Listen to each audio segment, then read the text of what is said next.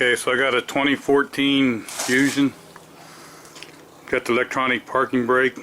We're going to do some back brake pads. Okay, we got jacked up and on some wooden blocks and the tire off. But you notice here this big old motor right on the brake caliper. So, before we do anything here, we're going to go put it in service mode. Okay, on these Fords with the electronic emergency brake, you're going to turn the key on. You're going to hold it to the floor, the gas pedal.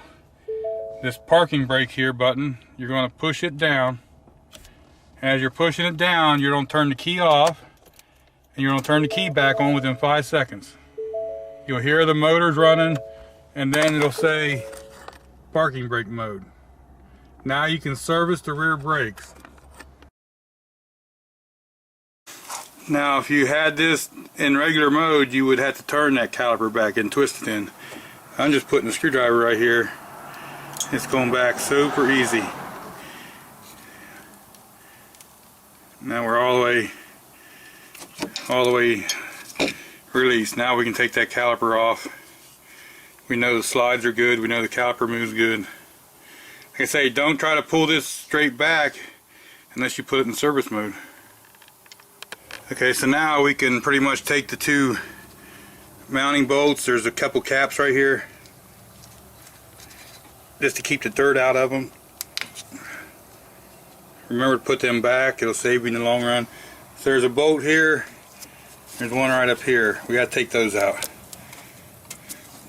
Almost like a regular brake job now. Now the bolt for here, 7mm Allen. Also take note, this spring, it's kind of like an anti-rattle spring. It goes on the inside pad. If it was on the outside pad, it wouldn't hit nothing over here. Also, you have this little spring clip here, another one, anti-rattle. See, it just lays up against the bottom of that. So to get it off there, you can just, and then it just pulls right off the bottom. And now your caliper's off. Now see, there's the two notches. There's a notch over here and a notch over here. Those have to be lined up with the little indentations on the brake pad. So this brake pad, see that little dot right there, has to go in that little hole. So if you are turning these in or doing whatever, you got to make sure that that stays lined up. And now there's the brake pad. As you can see, it was getting wore out. The other thing on these brake pads, they have to slide in here. If they don't slide in, then you got to clean all this up in here. You should clean it up anyway when you're doing brakes. Now we're going to change these rotors out also. To get them off, there's a bolt here and a bolt here. You take those two out, and then this bracket will come off, and that's a good time to clean this bracket up. And then we'll see about getting the rotor off. The rotor's a little bit stuck, so you might want to take a little bit of penetrant oil. Okay, now that's going to come off. I just stuck that bolt back in there. I know that last one I took out was the top, so I know how to do it like that. These areas right here, where is it? Where the pad rides in, these are pretty clean, so I'll probably just take a hand wire brush and clean these out. You have to do whatever you got to do to get these clean so them slide really well. If they get really bad, I sandblast them. Now I put just a little bit of penetrant oil on here. I might hit it a couple times with a hammer real lightly. We're replacing it anyway, so it should come off there. It just gets rusted stuck a little bit right there. It'll slide off once it comes loose. So if I can do this. Right there, I've seen it move. So here's the rotors that was brought and the brake pads that was brought.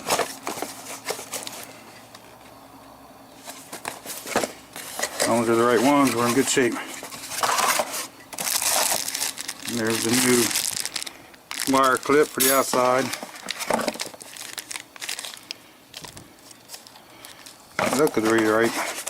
And look, they even give you lube. That's alright.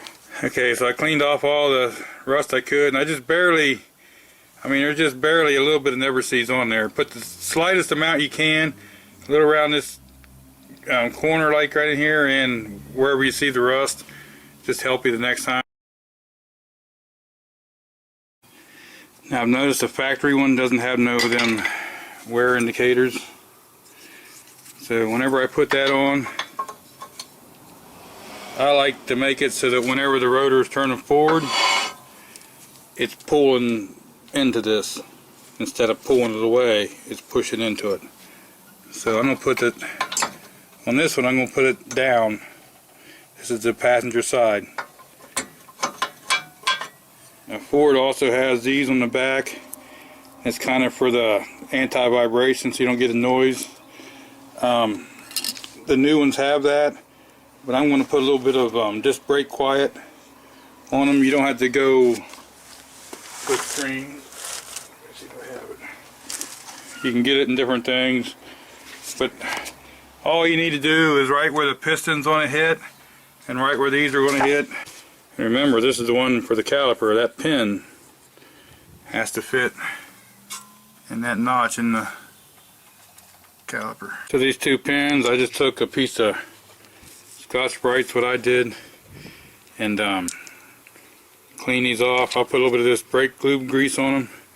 Now the caliper should just set back down on there. If you're having troubles, you could put a lug nut on here to hold the rotor back. But see how, because remember that spring's holding it up some. So I'll grease it up, I'll get one end, and then you got to push in a little bit and get the other one started. Again, I get this one started, and I wiggle the caliper what I have to and get the other one started, and then I run them in, snug them up. And don't forget to put them plastic caps back on.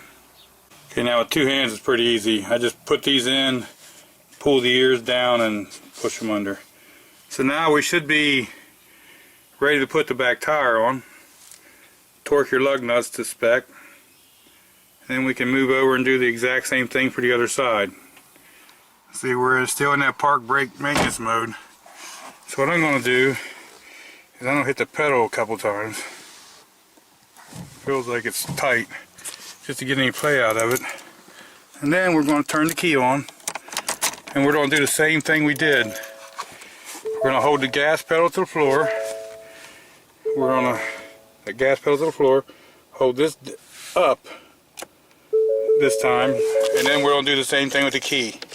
Off and back on. You hear the motors running. And now see, it's no longer in parking brake mode. Torque these to 100 foot-pounds is what the book calls for. I drove it a few minutes, and then we're going to retorque these at 100 pounds, just make sure. Okay, one thing I probably should have mentioned is you want to check your brake fluid. And if you want to, you can actually loosen the cap before you push the calipers back, but these went in so easy I didn't have to take the cap off or nothing. Now what I'm going to do is take it for a little drive, and what I like to do is get going about 15 or 20 mile an hour, slightly hit the brakes to knock off a little bit of speed 3 or 4 times, and do that several times. And then if you come to a stop sign or something like that, put it in park. Don't sit there with your foot on the brake, because a lot of times the pad will leave an impression on the rotor the first time. So after I do that and go through 15-20 times maybe of slowing it down, then I'll then I'll go ahead and just let it set and cool completely, and then you're good to go.